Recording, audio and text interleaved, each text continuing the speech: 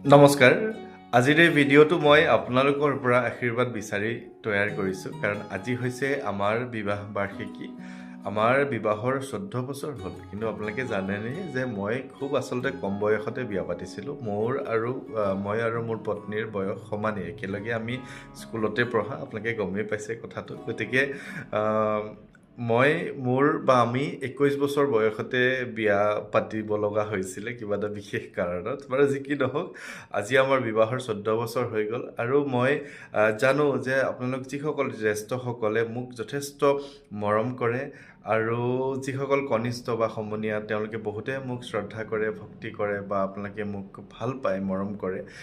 মই সকলোৰে পৰা, জ্যেষ্ঠসকলৰ পৰা আশীৰ্বাদ বিচাৰি এই ভিডিঅ'টো বনাইছোঁ, আৰু সমনীয়া লগতে কনিষ্ঠসকলৰ পৰা মৰমেই বিচাৰিছোঁ, কাৰণ আপোনালোকে মোক দিয়া আশীৰ্বাদে মোক বহুত বেছি সহায় কৰে।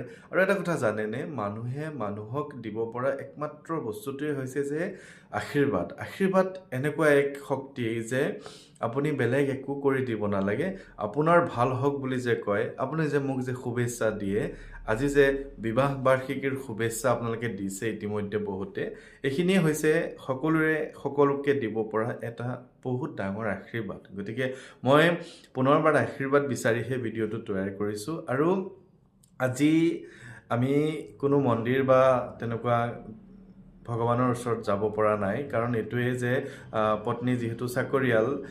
আৰু এটা কথা জানেনে, যেতিয়া 12 চনত আমি বিয়া হৈছিলোঁ, আৰু সেই চনতে তেওঁ পত্নীয়ে চাকৰি পাইছিলে। আৰু তেতিয়াৰ পৰা যদি চৰকাৰী বন্ধ নাথাকে, আমি তেনেধৰণে বিবাহ বাৰ্ষিকী উদযাপন কৰি পোৱা নাই, কাৰণ মোৰ পত্নী বৰ কাঢ়া মানুহজনী, গম পায়নে।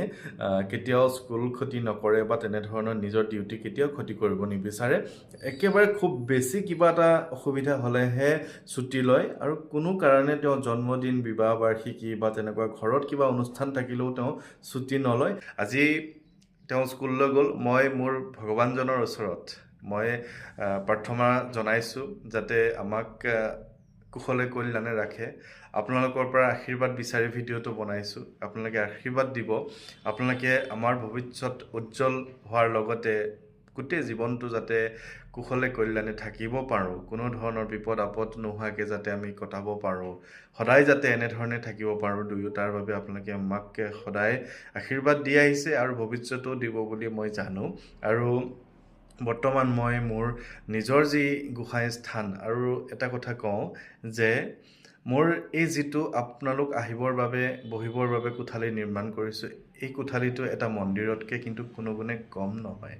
ইয়াতে সোমালে আপোনালোকৰ যিটো অনুভৱ হয়, যিটো আধ্যাত্মিকতাৰ মনোভাৱ, যিটো ভক্তিভাৱ আহে, সঁচাকৈ কিন্তু বৰ আচৰিত লাগে। আৰু মই ইয়াতে থকা মোৰ যি ভগৱানজন প্ৰভু হনুমানজীৰ ওচৰত সেৱা প্ৰাৰ্থনা জনাইছোঁ, ধূপ জ্বলাইছোঁ, সেৱা কৰিছোঁ, যাতে আমাক কুশলে কল্যাণে ৰাখে, আৰু আপোনালোকেও আমাক আশীৰ্বাদ দিব।